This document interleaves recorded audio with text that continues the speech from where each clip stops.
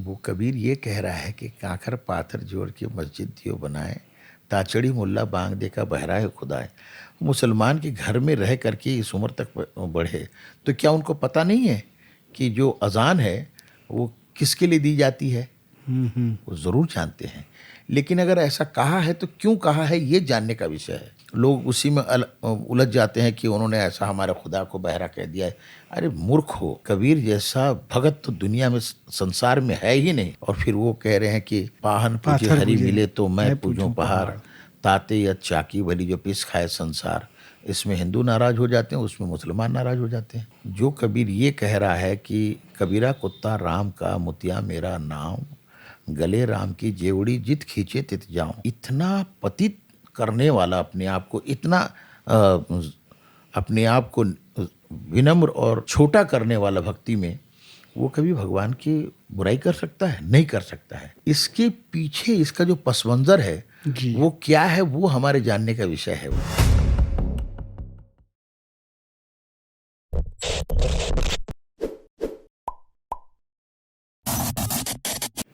साथियों नमस्कार। आज हमारे साथ हैं पद्मश्री डॉक्टर भारती बंधु। मैं उनका टाकनाव के इस स्टूडियो में हार्दिक स्वागत करता हूं, उनका वंदन करता हूं। धन्यवाद। आप छत्तीसगढ़ की अनमोल धरोहर हैं। आपके बारे में एक किस्से से उनके व्यक्तित्व को परिभाषित करना चाहूँगा। आम के बौर जब पेड़ में आते हैं उस समय ऐसा कुछ होता है कि तेज आंधी तूफान और ओले बरसते हैं। उस वक्त उन बौर को संभाल करके रखना या उन्हें संभल कर रहना बहुत ज़रूरी होता है। बहुत से बौर झड़ जाते हैं, कुछ चिपके रहते हैं अपनी डाल से संघर्ष को झेलते हुए, और वही धैर्य और संघर्ष और उम्मीद उन्हें एक बहुत बेहद खूबसूरत फल के रूप में प्रकट करता है। ऐसे ही हमारे भारती बंधु हैं। बचपन से संघर्ष करते हुए आपने एक ऐसा मुकाम हासिल किया है कि आपके नाम से छत्तीसगढ़ गौरवान्वित होता है। तो डॉक्टर भारती, मैं आपसे जानना चाहूँगा, और हमारे दर्शकों को बहुत जिज्ञासा है कि कबीर हैं क्या। तो कबीर पर हम बाद में चर्चा करेंगे। पहले मैं आपके व्यक्तित्व पर जानना चाहूँगा। आप बताएं कि आपकी बाल्यकाल की शिक्षा दीक्षा, संगीत की प्रेरणा कैसे शुरू हुई और आप इस तरह कैसे आगे बढ़ते रहे। साहेब बंदगी साहेब नमस्कार, वंदे मातरम। आपने बहुत अच्छा सवाल किया। संगीत की प्रेरणा तो घर से ही थी। हमारे यहाँ भक्ति संगीत की परंपरा पूर्वजों से चली आ रही है और उसके मैं पांचवी पीढ़ी हूँ। मैं पांचवी पीढ़ी हैं। पांचवी पीढ़ी हूँ मैं। मेरे पिताजी तक मंदिरों में या धार्मिक अनुष्ठानों में ही वो अपना भजन गायन का कार्यक्रम प्रस्तुत करते थे। जी। हम लोगों ने इसको अतिक्रमण किया और जनमानस में लेके आए, और हमसे जैसा जैसा होता गया इसको करते गए हम लोग। प्रारंभिक शिक्षा मेरे पिताजी स्वामी विद्याधर गैना भारती जी से हुई घर में। फिर उसके बाद में संगीत की विधिवत तालीम के लिए, घरानेदार तालीम के लिए उस्ताद आशिक अली खां साहब सारंगी नवाज़ किराना घराना के मैं गंडाबंद शागिर्द हूँ। उनसे मैंने हारमोनियम वादन, गज़लें गाना, ठुमरी दादरा और संगीत की जितनी कुछ चीज़ें मैं उठा सका वो उनसे तालीम ली। फिर 15 बरस तक हाजी ईद अली शाह चिश्ती साहब से 15 साल तक विदाउट ब्रेक मैंने सूफी सीखे। वाह। ये हमारी सांगीतिक प्रारंभिक दौर रहे। बहुत परिश्रम था, बहुत ही मुश्किल दौर था।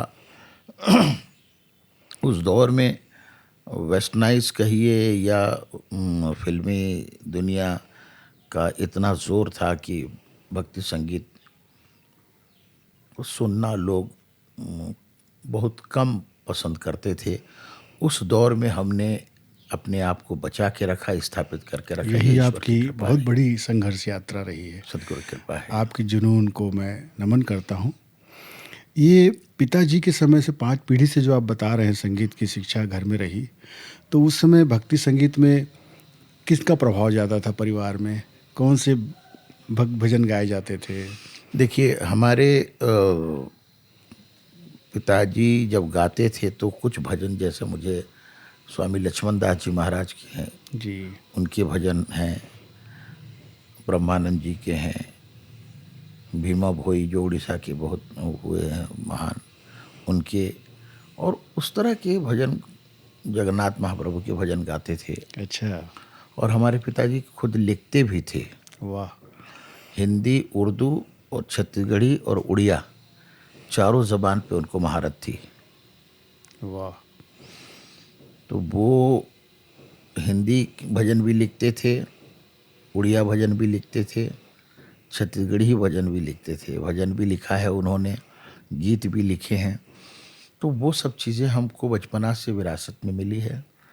फिर उनकी ही प्रेरणा से हम लोगों ने अपना एक स्वयं की धारा प्रवाहित की है। स्वयं के क्या बुज़ुर्गों ने बहुत पहले किया है, हमसे वो काम फिर धारा प्रवाहित हो गई है। हमने क्या किया, ईश्वर ने हमसे करवा दिया। एक बात अभी बता रहे थे कि ये संगीत की जो परंपरा थी घर तक ही थी। आप उसको लेकर के जनमानस के बीच गए, जनता के बीच गए। वो शुरुआत कैसे हुई? मंची कार्यक्रम में आपका प्रवेश कब से हुआ? देखिए क्या हुआ, रायपुर में एक चंद्रकांत शर्मा बोल करके एक लड़का सांगीतिक गतिविधियों का था, वो संगीत कर्मी था, वो जी। संस्कृति कर्मी था। उसने संयोग से कहिए या जैसा कहिए, चैत्र नवरात्र की अष्टमी के दिन नया पारा दुर्गा मंदिर जो है, वहाँ मेरे बड़े भाई को किसी ने बुला लिया, मेरे छोटे भाई को किसी ने बुला लिया, मुझे किसी ने बुला लिया। और कोइंसिडेंट जब हम वहाँ पहुँचे तो बोले, अरे आप कैसे, आप कैसे? तो मुझे उन्होंने बुलाया। तो बोले कि मुझे उन्होंने बुलाया मुझे। तो हम तीनों भाई इकट्ठे हो गए वहाँ पे। फिर हुआ ये कि कुछ कलाकार के गाना बजाने के बाद में हमको आमंत्रित किया गया। तो वहाँ पे एक संबोधन हुआ कि अभी आप इनको सुन रहे थे, उनको सुन रहे थे, अब आप भारती बंधु को सुनिए। वाह! तो पहला संबोधन उसी दिन हुआ भारती बंधु का हमारा। और वो कार्यक्रम इतना फैंटास्टिक हुआ, इतना मार्वलस हुआ कि लोग जो उस समय सुने हैं वो आज भी उसको याद करते हैं। वो पहली वो प्रस्तुति थी। पहली प्रस्तुति थी। उस दिन से भारती बंधु शब्द का उदय हुआ, उस दिन से, उस दिन नामकरण हुआ। और वही प्रेरणा का स्रोत बना आपका। जी। तो हम जब घर गए तो हमारे पिताजी बोलते हैं कि यार आप लोग इतने अच्छे कलाकार हो, तुम उसके साथ जाते, तुम उसके साथ जाते, तुम उसके साथ जाते हो और कार्यक्रम बहुत सक्सेस हो जाता, तो तुम लोग खुद क्यों नहीं करते हो? अच्छा। तो फिर उसके बाद पिताजी और माताजी 6 से 9 रोज बैठ करके अभ्यास कराते थे।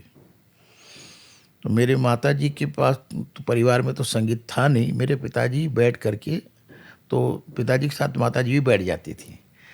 तो ये नियम सा हो गया, रोज 6 से 9 हम लोग अभ्यास करते थे। और उस अभ्यास के दरमियान इतनी सारी सृजनशीलताएं हुई है जो आज तक चलती आ रही है। उस दौर में कष्ट परेशानियां तो बहुत हुई, कहीं कहीं पर आमंत्रित भी किया जाता था तो रिक्शे का पैसा भी नहीं दिया जाता था। ओह! हम लोग साइकिल में हारमोनियम तबला बांध करके ले जाते थे और लोग मुंह पे कह, अरे देखो ये आ गए, इस दौर में ये भजन गाएंगे, इनका भजन कौन सुनेगा? वाह! तो बहुत कड़वाहट हमने घूंट पी है, बहुत लोगों का उपहास झेला है, तब जा कर के इस ऊंचाई पर पहुंचे हम।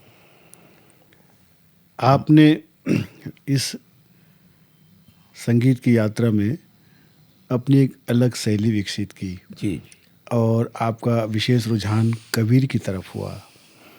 और कबीर की तरफ आपका झुकाव कैसे हुआ और आपने इस शैली की तरफ अपना ध्यान कैसे केंद्रित किया, बताना चाहेंगे?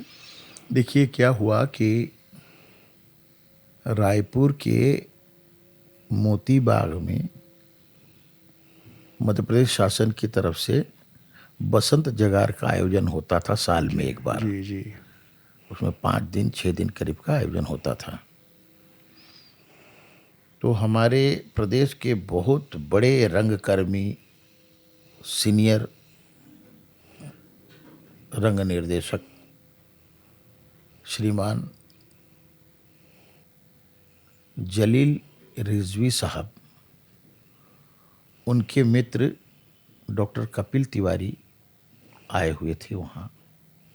तो वो अक्सर कपिल तिवारी की चर्चा करते थे मेरे से। वो मेरे बहुत आदरणीय हैं रिजवी साहब, और वो अक्सर मैं उनको अपना बड़े भाई जैसा मानता हूँ मैं। तो उनसे मेरी बहुत चर्चाएं होती थी, उनके साथ कार्यक्रम भी बहुत किया मैंने। वो जब साक्षरता मिशन में थे तो मैंने बहुत काम किया साक्षरता के ऊपर में। तो उन्होंने कहा कि चल यार, तेरे को मैं एक इंसाइक्लोपीडिया से मिलाता हूँ।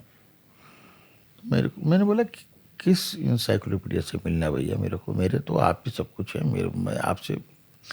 अरे बोले, मेरे से भी एक तुर्रम खां आया है, बोले चल तुमको दिखाता हूँ। बोले कौन है भाई? तो बोले डॉक्टर कपिल तिवारी। तो मैं चौंक गया, कपिल तिवारी का नाम बहुत पहले सुना हुआ था मैंने। उनसे मिले हम, तो वो कहते हैं कि रिजवी साहब हमारा परिचय कराया, ये भारतीय बंधु हैं और भाई भाई मिल के गाना बजाना करते हैं, बहुत अच्छा करते हैं। तो उन्होंने कहा कि रिजवी साहब, आज का प्लॉट तो तैयार हो गया है, हम इनको कल सुनेंगे, इनको आधा घंटा का टाइम देते हैं, इतना समय आप लोग आ जाइएगा। हम गए वहाँ, वो आधा घंटा जो है पौन घंटा घंटा भर हो गया, और बहुत अच्छा लगा उनको।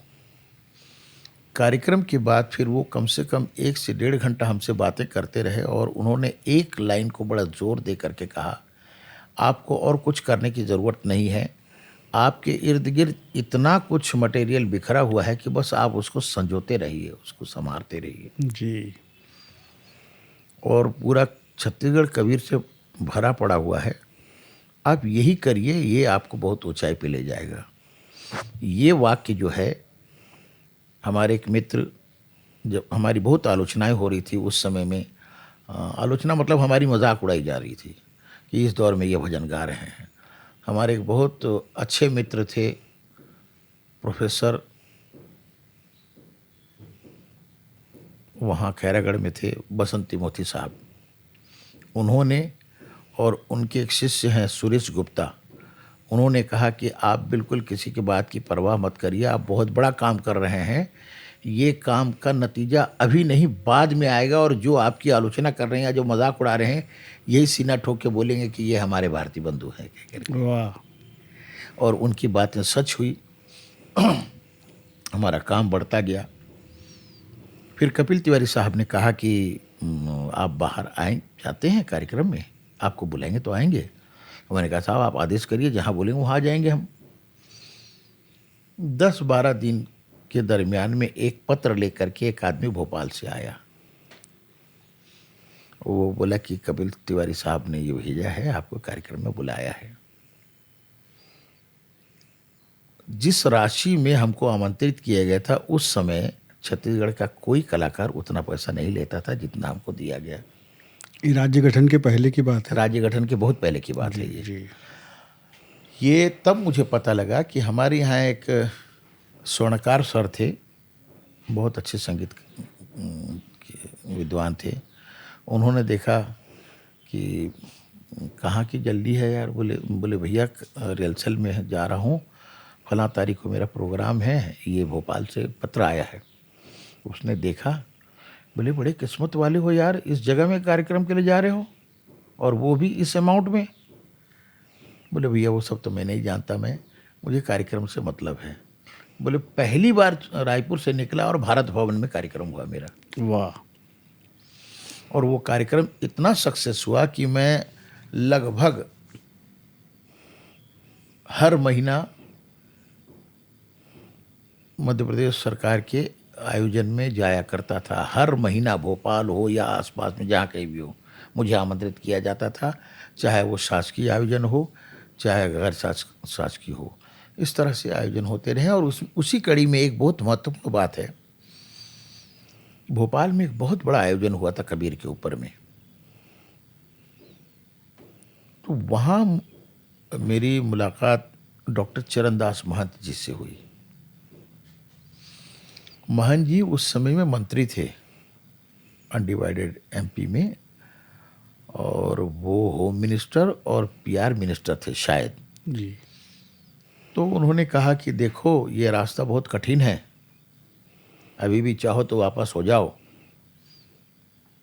इसमें डंडे भी पड़ते हैं, पत्थर भी खाने पड़ेंगे, लोगों की बहुत सारे उल्हाने, बहुत सारी शिकायतें, बहुत सारी मजाक भी उड़ाएंगे। तो मैंने कहा महन जी, इस रास्ते में अगर निकल गए हैं, पैर आगे बढ़ा दिया तो अब पीछे नहीं करेंगे हम। तो उनका भी हमको बहुत सहयोग मिलता रहा इस काम में, और तब से जो हमने सीढ़ियाँ चढ़नी शुरू करी है, तो ईश्वर की कृपा ऐसी है कि जहाँ कबीर की चर्चा होती है वहाँ भारती बंधु की चर्चा होती है, या भारती बंधु की चर्चा होती है तो कबीर की चर्चा होती है। ये सदगुरु की कृपा है, ईश्वर की कृपा। हम में हमारी कोई बिसात नहीं है, ये लोगों का प्यार, लोगों का स्नेह और सदगुरु कबीर साहब की मेहरबानी। वाह! आपकी इस जुनून से, आपकी इस लगातार साधना से आपको पद्मश्री दिया गया। जी ये कैसे कब हुआ और कब हमको इस बात का गौरव हुआ कि भारती बंधु को पद्मश्री मिला? जी जी जी। असल में देखिए, मेरा काम बहुत टिपिकल काम है। जो विद्वान लोग होंगे या जो निश्चल भाव से संगीत और साहित्य को समझते होंगे, वो व्यक्ति इसके महत्व को समझेगा। हम कबीर साहब के पद को गाते हैं, वहाँ तक कबीर गायकी सीमित नहीं है। फिर हमने कोई पद को गाने के पहले विद्वानों से उसकी व्याख्या करवाते थे, उसकी समीक्षा करवाते थे, जी। उसको पूरी तरह से समझने की कोशिश करते थे कि स्थाई से लेके अंतिम टेक तक, और समझने के बाद जितनी समझ आ जाए उसके बाद हम लोग अभ्यास में उस पद को गाते थे कि इसका अर्थ क्या है और इसका कैसे कैसे सुरों का इस्तेमाल होनी चाहिए। उस तरह की टेम्परामेंट के साथ में, उस तरह की अर्थ को अर्थ विन्यासित होता हो, इस तरह की कंपोजिशन हमने किया, प्रयोग किया आपने। प्रयोग किया। कि अगर कहा है कि उसमें कि मन लागा मेरो यार फ़कीरी में, जी। तो मन जब यार की फ़कीरी में लग जाए तो उस समय की अवस्था कैसी होनी चाहिए। या कछु लेना न देना मगन रहना। तो किसी से लेना होगा तो आप मगन नहीं रह सकते, किसी को देना होगा तो आप मगन नहीं रह सकते। बैलेंस शीट तब बराबर होगा जब नहीं लेना हो और नहीं देना हो। तो जो मगन की स्थिति निर्मित होगी वो कैसे होगी। जी। गहरी नदियाँ नाव पुरानी, खेवटिया से मिलके रहना। तो इसको अगर कहना है तो ये शब्द है, तो इसको सुरों का क्या इस्तेमाल होना चाहिए, उस समय की प्रस्तुति का समय की आपकी मानसिकता कैसी होनी चाहिए। इस सब पर हमने विचार किया और एक कंपोजिशन तैयार किया। वो लोगों ने बहुत पसंद किया, लेकिन उसके बाद भी हमको लगा कि इसमें भी कुछ कमी है। वो कमी ये लगा कि एक निश्चित वर्ग इससे प्रभावित हो रहा है। फिर हमने उसमें काम किया कि इसमें यथास्थान क्लासिकल का भी कुछ समावेश हो। फिर देखा कि इसमें कुछ फोक का भी इस्तेमाल हो। फिर इसमें हमने देखा कि कुछ सूफी का भी एलिमेंट इसमें आना चाहिए। वाह! तो गायन का पक्ष इसमें एक हिसाब से कम्पैक्ट हो गया। लोक संगीत, सूफी और शास्त्रीय तीनों। ये सारी बातें उसमें शामिल हुई। जी। लेकिन उसके बाद भी हमको लगा कि हम देखिए, हमारी ईमानदारी और हमारे चिंतन देखिए कि उसके बाद भी हम सोचते रहे कि इसमें कुछ कमी है, इसमें कुछ कमी है। वो कमी का एहसास इसलिए होता था क्योंकि कबीर सर्वहारा वर्ग के हैं, सकल समाज के लिए हैं। जी। तो हमको लगा कि एक बुद्धिजीवी वर्ग या एक सांगीतिक वर्ग के लोगों को ये अच्छा लगेगा, और जो व्यक्ति हैं आमजन। आम लोग हैं उनको कैसा अच्छा लगेगा। कबीर तो सबके लिए है। जी, जी। फिर हमने इसमें सोचा कि इसमें क्या करना चाहिए। फिर हमने देखा कि कबीर के साथ, सदगुरु कबीर साहब के साथ में अन्य संतों ने क्या कहा है, उसी भाव को वो भी हमने उसमें शामिल किया। फिर साथ में ख़्याल आया, यार ये तो विद्वान लोगों के लिए है, बुद्धिजीवी लोगों के लिए है। एक रिक्शा चलाने वाले से ले करके जहाज़, हवाई जहाज़ में उड़ने वाला व्यक्ति तक, सबको हमारा कबीर अच्छा लगना चाहिए और सबको ये लगना चाहिए कि मेरे लिए गा रहा है। तो उसके लिए हमने कोशिश किया कि इन संतों की वाणी के साथ-साथ नामचीन शायरों के शायरी भी उसमें हमने ज़म किया। और जब ये काम किया तो बहुत एप्रिसिएशन हुआ। समाज के सभी वर्ग ने हमको इसको खुल करके हमारी प्रशंसा की और बहुत हमारा आदर किया, मान सम्मान किया। फिर लगातार हम कार्यक्रम चलते रहे। 2000, 4000, 5000 ऐसे बढ़ते-बढ़ते 2013 में 5,500 से ज़्यादा कार्यक्रम हमने किया। वाह। तो मेरे पिताजी अक्सर अखबार देखा करते थे, तो 26 जनवरी को अनाउंस होता था पद्म अवार्ड।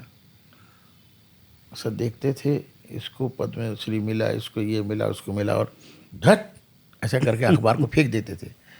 मेरे बेटे इतना बड़ा काम कर रहे हैं और उनको नहीं मिला, इसको मिल गया, ऐसा मिल गया। तो ये पुत्र मोह भी हो सकता है और उनका आशीर्वाद है। और वैसे ही मेरी बेटी भी, वो भी अखबार देखती थी, वो आज इस दुनिया में नहीं है। दुर्भाग्य कहिए कि इन लोगों की दुआएं यहाँ तक पहुँचाई। मेरी बेटी भी नहीं थी उस समय में और मेरे पिताजी भी नहीं थे। मेरे पिताजी थे, मेरी बेटी नहीं थी। 2013 में मुझे पद्मश्री से सम्मानित किया गया। वाह। 2015 में दुनिया का बहुत बड़ा संगीत का विश्वविद्यालय खैरागढ़ यूनिवर्सिटी से मुझे दिल्ली डॉक्टरेट की उपाधि दी गई। वाह। और आज ऐसी कृपा है कि पूरी दुनिया में जहाँ भी कबीर पर चर्चा होती है तो भारतीय बंधु उसमें ज़रूर शामिल हो जाते हैं। ये ईश्वर की कृपा है। और पूरे जो जनमानस हैं, हमारे छत्तीसगढ़ कहिए या भारत कहिए, जो मेरे शायकीन हैं, उन सब का प्यार है, उनका आशीर्वाद है, उनकी मोहब्बत है। ये स्वयं की भारतीय बंधु शैली आपने विकसित की है जी। कबीर पर। आप एक ऐसे व्यक्तित्व हैं जिनके जीवन में कबीर शयन है, कबीर चिंतन है, कबीर मनन है, कबीर भोजन है आपके जीवन में। तो एक आम आदमी को कबीर के लिए जिज्ञासा रहती है। सामान्य पदों को तो हम बचपन से पढ़ते हुए एक दूसरे को कहते हुए बताते हैं। कबीर आपको कैसे लगते हैं और कबीर की कौन सी बातें आम जनों के लिए आपको अपील करती हैं? देखिए, बहुत बड़ा सवाल है। आपकी बहुत सहजता में आपने बहुत बड़ी बात कह दी। कबीर के जैसा सहज संत दुनिया में कोई हुआ नहीं है, जी। न भूतो न भविष्यति। उन्होंने कोई लाग लपेट की बात नहीं की, जो देखा वो कह दिया। कबीर की सहजता ही कबीर साहब की प्रसिद्धि का कारण है। जी। वो कोई बहुत बड़े परिवार से थे ऐसा नहीं है, उनके पीछे कोई राजाश्रित था ऐसा कुछ नहीं है। वो केवल और केवल सत्य अनुयायी थे। वो सत्य का अनुसरण करने वाले थे। और जो सत्य के नाव पर चढ़ता है वो नाव कभी डूबता नहीं है। इसलिए कबीर खड़े होकर के, जब मुगलों का आतंक था और पंडों का पाखंड था, दोनों ही चरमोत्कर्ष सीमा पर थी, उस समय वो दोनों के बीच खड़े होकर के डकारते थे। ये साहस आज 21वीं सदी में किसी में नहीं है, किसी में नहीं है। और उनके पीछे कोई नहीं था, फिर भी वो अकेला, सिकंदर लोधी का ज़माना था उस समय में, वो किसी को नहीं डरा। नहीं डरा से तात्पर्य ये है कि वो सत्य को बोलने में कभी नहीं चूकते थे वो। जी। आज जो दो साखी मैं सुनाऊंगा वो विवाद का कारण है। लोगों ने उसको सही तरह से समझा नहीं है। काखर पाथर जोड़ के मस्जिद दियो बनाए, ताछड़ी मुल्ला बांग देखा बहरा होए खुदाए। कबीर साहब का लालन पालन जो है, पालन पोषण जो है, वो एक जुलाहे मुसलमान के घर में हुआ था। तो वो मुसलमान के घर में उनकी पालन पोषण हुआ। ये बात अलग है कि मौलवी मुल्लाओं ने उनको नाम तक के नहीं, नामकरण तक नहीं किया, उनको बहुत छोटी जात कह करके। जी। और वैसे ही ब्राह्मणों ने भी, पंडितों ने भी, तुम छोटी जात की हो, हम तुम्हारा तुमको नहीं शिक्षा देंगे कह कर कबीर को जब स्कूल में दाखिला करने के गए थे तो उन्होंने मना कर दिया। ये किसी भी के आश्रम में तो उन्होंने मना कर दिया कि तुम मलेच्छ हो, तुमको हम नहीं शिक्षा देंगे। अब वो कबीर ये कह रहा है कि काकर पाथर जोड़ के मस्जिद दियो बनाए, ताचड़ी मुल्ला बांग दे का बहरा है खुदाए। मुसलमान के घर में रह करके इस उम्र तक बढ़े, तो क्या उनको पता नहीं है कि जो अजान है वो किसके लिए दी जाती है? वो ज़रूर जानते हैं, लेकिन अगर ऐसा कहा है तो क्यों कहा है, ये जानने का विषय है। जी। लोग उसी में उलझ जाते हैं कि उन्होंने ऐसा हमारे खुदा को बहरा कह दिया है। अरे मूर्ख हो, कबीर जैसा भगत तो दुनिया में, संसार में है ही नहीं। और फिर वो कह रहे हैं कि पाहन पूजे पाथर हरि पूजे मिले तो मैं मैं पूजूं पूजूं पहाड़, पहाड़। ताते या चाकी भली जो पिस खाए संसार। इसमें हिंदू नाराज हो जाते हैं, उसमें मुसलमान नाराज हो जाते हैं। जो कबीर ये कह रहा है कि कबीरा कुत्ता राम का मुतिया मेरा नाम, गले राम की जेवड़ी जित खींचे तित जाऊं। इतना पतित करने वाला, अपने आप को इतना अपने आप को विनम्र और छोटा करने वाला भक्ति में, वो कभी भगवान की बुराई कर सकता है? नहीं कर सकता है। इसके पीछे इसका जो पस मंज़र है जी। वो क्या है, वो हमारे जानने का विषय है। वो उसका एक छोटा सा उदाहरण मैं आपको देना चाहूँगा। जैसा कोई बच्चा स्कूल में दाखिल हुआ, पहली पास किया, दूसरी पास किया, तीसरी चौथी पास किया, पाँचवीं पास किया, फिर से वो पहली में बैठेगा क्या पाँचवीं पास करने के बाद में? नहीं ना। नहीं बैठेगा। फिर उसके बाद में वो पाँचवीं के बाद में छठवीं, सातवीं, आठवीं जी। प्राइमरी पास करेगा, फिर मिडिल जाएगा, फिर मिडिल से फिर हाई जाएगा, हाई से हायर सेकेंडरी, फिर उसके बाद कॉलेज जाएगा। ये निरंतरता की बात कर रहे हैं कबीर साहब। कबीर साहब किसी धर्म को गलत नहीं कहा, किसी को भी गलत नहीं कहा है। जो उसका पाखंड है उसको उन्होंने विरोध किया है। आप पाँचवीं छठवीं के बच्चे को आप कौन सा क्लास पूछते हैं? आमतौर पे ऐसा पूछा जाता था हमारे दौर में, हमारे समय में। आजकल है कि नहीं कह सकता मैं। एक कोई बच्चा स्कूल किसी घर में गए या कहीं पर मिल जाता तो बोले कौन सा क्लास में, क्या नाम तुम्हारा, किसके बेटे हो, कौन सा क्लास पढ़ते हो? इतना पढ़ता, हाँ पाँचवीं पढ़ता हूँ। 7 का पहाड़ा बोलो, ऐसा होता था पहले। लेकिन जब वही बच्चा मैट्रिक पास करता है तो उसको नहीं बोलते कि 7 का पहाड़ा, कोई पूछता है क्या? नहीं पूछता, क्योंकि वो उसको पार कर चुका है वो। जी बिल्कुल। तो ये निरंतरता जो है, इसकी बात कही कबीर ने। कब तक के अजान के भरोसे मस्जिद रहोगे। जाओगे? वाह। कब तक के अजान के लिए इबादत के इंतज़ार करोगे? इबादत तो एक सूफी संत ने कहा कि उधर पंज वेले, इधर हर वेले। उधर 5 वक्त, इधर तो हर वक्त है। बिल्कुल। जब झीनी बीनी चदरिया, जब उन्होंने बोला ना, उसका सृजन किया, तो उस समय खट्टी पे बैठे हुए थे, वो बुन रहे थे चादर, और चादर बुनते बुनते खट्टी की आवाज़ आनी बंद हो गई। जब आवाज़ आनी बंद हो गई तो माँ बोलती है कि कबीरवा, खट्टी काहे बंद हो गई, क्या बात है, क्या होगा वो? तो कबीर कहते हैं कि बोले अम्मा धागा छूट गयो। तो बोले एक फूंक मार ले और धागा पिरो ले। फिर थोड़ी देर के बाद फिर वही आवाज़, फिर वही कहा। तो बोले एक फूंक मार ले और धागा पिरो ले। तीसरी बार माँ ने डांटते हुए कहा, बोले जुलाहे का बेटा है, एक फूंक मार और धागा पिरो करके फिर चालू कर, इतने देर से बैठा है। तो कबीर कहते हैं, बोले माँ मैं यही तो नहीं कर सकता, मेरे एक सांस मेरे राम से जुदा हो जाएगा। वाह। मैं एक सांस अगर एक फूंक अगर इधर मारूंगा तो मैं एक सांस मेरे राम से जुदा हो जाऊंगा। ये है कबीर। कबीर को समझना है तो बुद्धि की चतुराई से नहीं, कबीर की सहजता से कबीर को समझना पड़ेगा। बहुत अच्छी बात कही आपने। क्योंकि आज लोग पढ़े लिखे लोग हैं तो अपनी चालाकी और चतुराई से बात करते हैं कि क्या बोलें तो फिर इसमें विवाद हो जाए, क्या बोलें तो इसमें एक ऐसा कोई ट्विस्ट आ जाए, क्या बोलें तो इसमें कुछ ऐसी बातें आ जाए जिसमें लोगों में वो एक सब्जेक्ट बन जाए।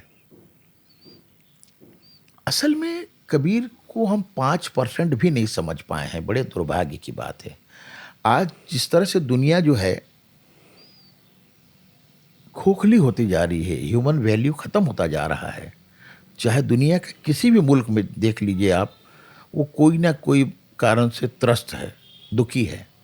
चाहे वो व्यक्ति हो, चाहे संस्था हो, चाहे मोहल्ला हो, समाज बस्ती हो, हो, समाज हो, राष्ट्र हो, शहर हो, प्रदेश हो, देश हो, अंतर्राष्ट्रीय पटल पर देखो, कहीं ना कहीं जिधर देखो उधर खून खराबा है, कहरो बपा है। ऐसे समय में केवल और केवल सदगुरु कबीर साहब की वाणी ही मानव मूल्यों के उत्थान के लिए है, विश्व कल्याण के उत्थान के लिए है, विश्व शांति के लिए है, मानव कल्याण के लिए है। अभी भी समय है कि कबीर साहब के विचारों से अगर कहीं आदमी संलग्न हो जाए, जुड़ जाए, तो ये सारे समस्याओं का समाधान हो जाएगा। डॉक्टर भारती, मेरी जिज्ञासा ये भी थी, बहुत अच्छा आपने भी समाधान प्रस्तुत किया, कि कबीर के पद जो हैं वो मूल कौन सी लोग भाषा से प्रभावित हैं उत्तर भारत की? देखिए, कबीर साहब की पैदाइश जो है वो मतलब पैदाइश मतलब उनका अवतरण जो है वो अलग विषय है, क्या मामला है वो विवाद में नहीं पड़ना चाहिए। उनका अवतरण काशी में हुआ, उत्तर भारत में हुआ। उत्तर भारत में, उत्तर अब प्रदेश में। मेरा सवाल वहाँ की अपनी एक ज़बान है, वहाँ की अपनी एक भाषा है। अच्छा, अब जैसे फर्ज करिए कि आप और हम यहाँ पर बैठ कर के बात कर रहे हैं, हम तो छत्तीसगढ़ में बात कर रहे हैं, हिंदी में बात कर रहे हैं। हमको सुनने वाला साउथ का है, हमको सुनने वाला गुजरात का है, जी, हमको सुनने वाला राजस्थान का है, हमको सुनने वाला मालवा का है, हमको सुनने वाला पंजाब का है, हमको सुनने वाला हरियाणा का है, हमको सुनने वाला उत्तर प्रदेश का है, जी। हमको सुनने वाला उड़ीसा का है, हमको सुनने वाला बंगाल का है। तो ये जो सुन के वो जाएगा तो अपने बिरादरी में कौन सी भाषा में बात करेगा, वो अपनी भाषा में बात करेगा। वाह, तो कबीर साहब के साथ में यही बात है, उन्होंने अपनी भाषा में ही अपनी बात कही है, लेकिन जो वो गया वहाँ अपने लोगों के बीच में तो अपनी अपनी भाषा में वो सुनने वाला संप्रेषित किया, जो पहुँचाने वाला वो उनकी भाषा हो गई। आपके कार्यक्रमों में, आपकी प्रस्तुति में जी। आप कौन सा स्वरूप अख्तियार करते हैं? मैं कबीर साहब की जो मूल वाणी है, जो आम तौर पे लोगों के बीच में है, मैं उस पद को इस्तेमाल करता हूँ। लेकिन जो उनकी दुर्लभ कृतियाँ हैं उनको भी कभी कभी श्रोता देख करके उसको भी प्रस्तुत करता हूँ। इसको विवाद नहीं बनाना चाहिए कि जी। अब देखिए, मालवा का व्यक्ति जब गा रहा है तो वहाँ की लोक कला में है कबीर। आपका जुड़ाव उड़ीसा से भी रहा है। जी। आप उड़ीसा की संस्कृति से ही बहुत अच्छे रचे बसे हैं, तो क्या कबीर का प्रयोग उड़िया में भी आपने किया है? नहीं, ऐसा कुछ नहीं अभी किया नहीं है। किया क्योंकि देखिए, बहुत सारे प्रदेश आज ऐसे हैं जो अपने संस्कृति से वो कभी कंप्रोमाइज़ नहीं करते हैं, उसमें कुछ किया जाए। उसी तरह के एक प्रदेश है, वो है उड़ीसा। और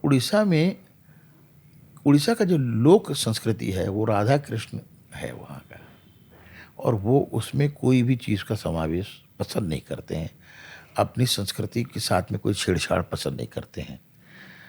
तो अब देखिए, मेरे पिताजी की 2 लाइन उड़िया में उन्होंने कही थी, वो पूरी तरह कबीर साहब के विचारों से ओतप्रोत है। तोते देली मुँह जाबत्यो भारो, मतलब मैंने अपना सारा जीवन आपको समर्पित कर दिया, सारा जीवन का भार सौंप दिया। ये ब्रह्मानंद जी ने भी कोई पद में गाया है कि जीवन का हमने सौंप दिया सब भार तुम्हारे हाथों में, उद्धार पतन सब मेरा है सरकार तुम्हारे हाथों में। बिल्कुल सेम यही बात है। मेरे पिताजी ने ये इसको सुन कर के नहीं लिखा है, वो बहुत ही मौलिक चिंतन वाले थे, वो पूरे संत थे वो। तोते दिली मुँह जावत्य भारो, तू जहाँ इच्छा तहा करो। मैंने अपना सब कुछ भार आपके ऊपर दे दिया, सौंप दिया, आप जो करना चाहे वो करें, मैं आपका हो गया हूं। तो इस तरह का प्रयोग धर्मिता जो है हमारे जीवन में बहुत काम आए भाव लिए गए हैं जी, उनके। जी जी जी। रामानंद जी के शिष्य थे, ऐसी जानकारी हमको मिलती हाँ है। बिल्कुल, रामानंद जी के रामानंद जी शिष्य थे। सगुण उपासक थे। हाँ बिल्कुल, तो सगुण वो के थोड़ा उस उपासक पर थे। बताना चाहेंगे। क्या होता है देखिए, मेरे को कुछ लोग हो सकता है इस इंटरव्यू के बाद में मेरे से कुछ नाराज भी हो जाए, कुछ दुखी भी हो जाए। हमको कोई चीज़ को स्वीकार करने में इतनी तकलीफ क्यों होती है? जीवन भर कबीर साहब कहे हैं कि गुरु का होना जरूरी है, और अगर कबीर साहब के किसी ग्रंथ में या किसी इसमें अगर ये पाया जाए कि वो रामानंद जी के शिष्य हैं, तो इसको क्या बुराई है?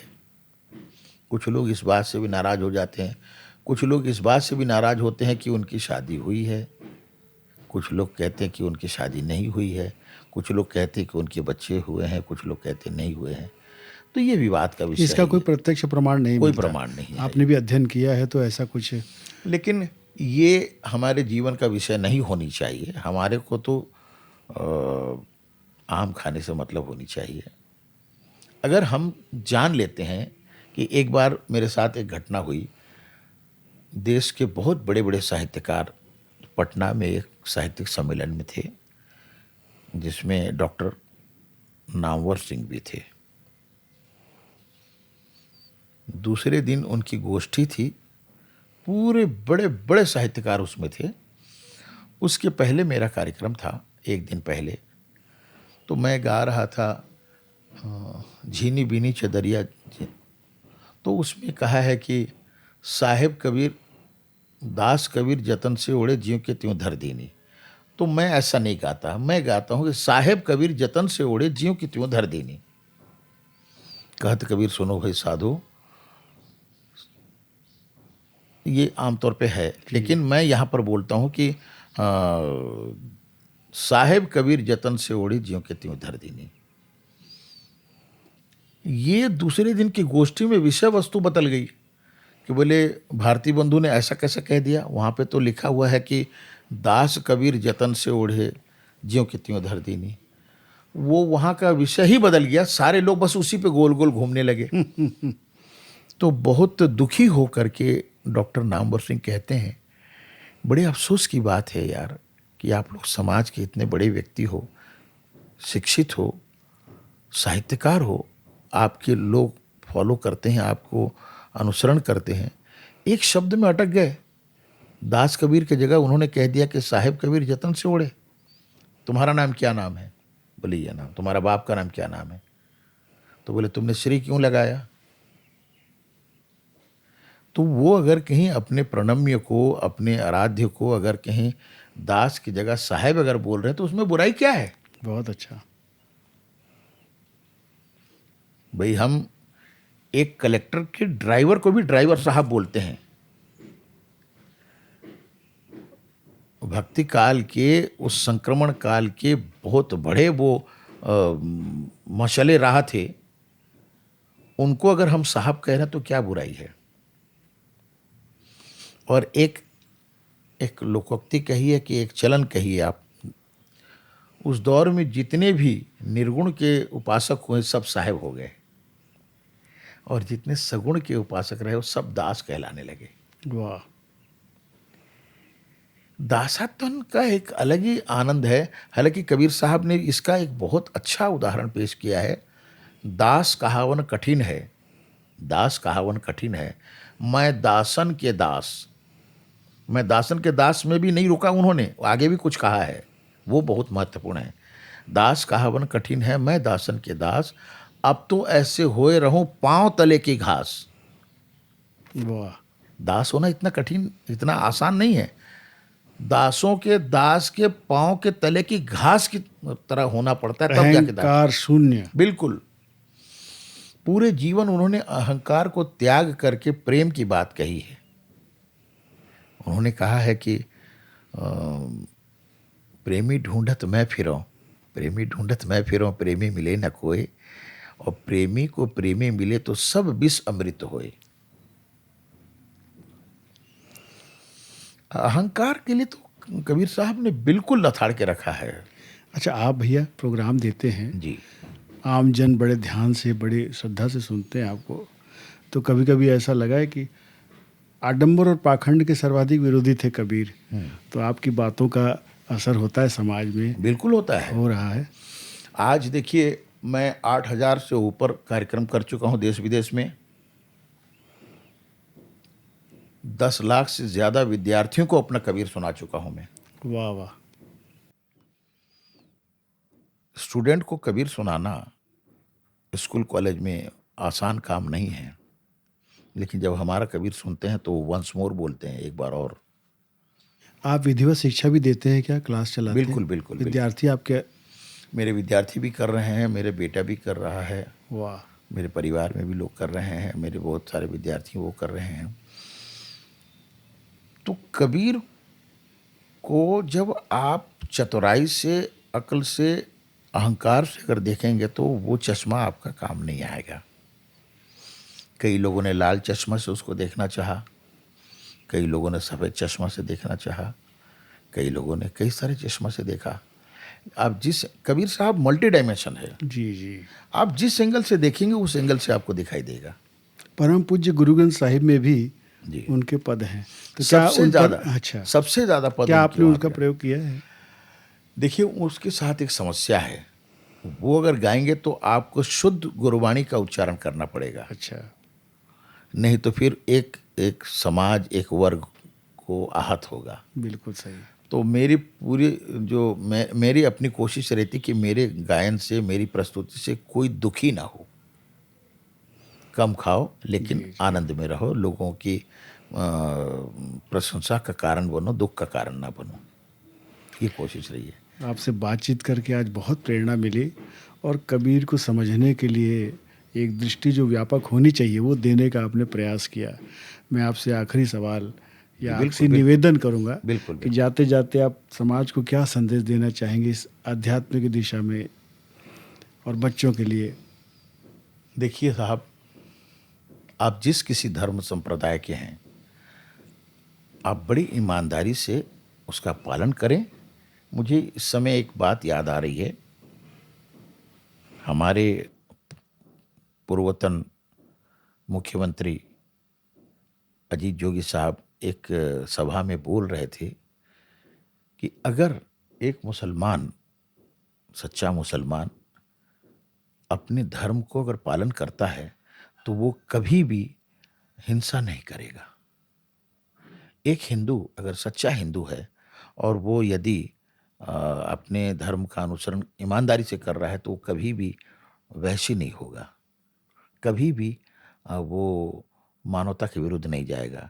इसी तरह सभी हिंदू, मुस्लिम, सिख, ईसाइयों के बारे में उन्होंने कहा और मुझे बात बहुत अच्छी लगी। किस धर्म में शराब नोशी को अच्छा कहा है बताइए? किसी ने नहीं कहा है। किस धर्म में ज़िनाकारी को अच्छा कहा है? नहीं कहा है। किस धर्म में हत्या को जायज़ कहा है? मैं समझता हूँ कि ऐसा कोई धर्म नहीं हो जहाँ पे इंसानियत के विरुद्ध बात कही गई, और अगर जो इंसानियत के विरुद्ध बात कही गई है वो धर्म नहीं है। वो बिल्कुल। उस धर्म की बात हो ही नहीं सकती। जी जी। तो इसलिए मैं कहूँगा कि मोहब्बत करिए अपने घर से, अपने परिवार से, अपने माँ-बाप से, अपने बच्चों से, अपने पड़ोसी से, और पूरी दुनिया से, पूरी कायनात से मोहब्बत करिए। मोहब्बत बहुत ज़रूरी है। उनका कोई सबसे प्रिय जी। पद आपको जो लगता हो, जिसको उनका आप सबसे सबसे प्रिय अच्छा? पद जो है, देखिए, एक एक व्यक्ति है, उसके 4 या 5 बच्चे हैं। उससे आप पूछेंगे कि आपका सबसे प्यारा बेटा कौन-सा है? तो वो क्या बोलेगा? जी जी जी। तो मेरे लिए तो ये सब कुछ वही है। इसीलिए हमारे देश के एक बहुत बड़े साहित्यकार, लेखक, शायर, कवि गिरीश पंकज जी मेरे इस भावना से प्रेरित होकर के मुझे उन्होंने ये 2 पंक्ति भेंट किया है कि महलों में भी रहे फ़कीर की तरह और ज़िंदगी को जी रहे हैं कबीर की तरह। वाह। मेरा सारा जीवन ऐसे ही है, मैं ऐसे ही रहता हूँ। मैं चाहे देश में हो विदेश में हो, जहाँ भी जाता हूँ तो इसी रंग में हूँ। जब से कबीर का रंग चढ़ा है दूसरा रंग चढ़ता ही नहीं है। क्या बात है।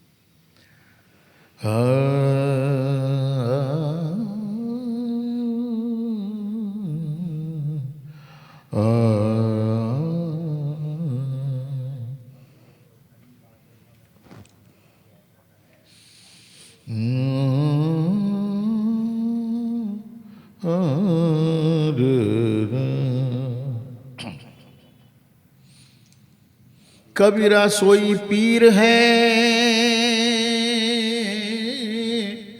जो जाने पर पीर, जो पर पीर न जानिए सो काफिर बेपीर। मन लागो मेरो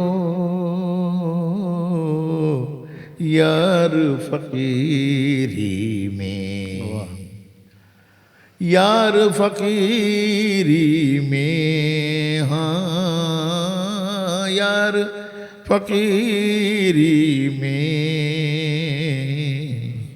मन लागो मेरो यार फकीरी में।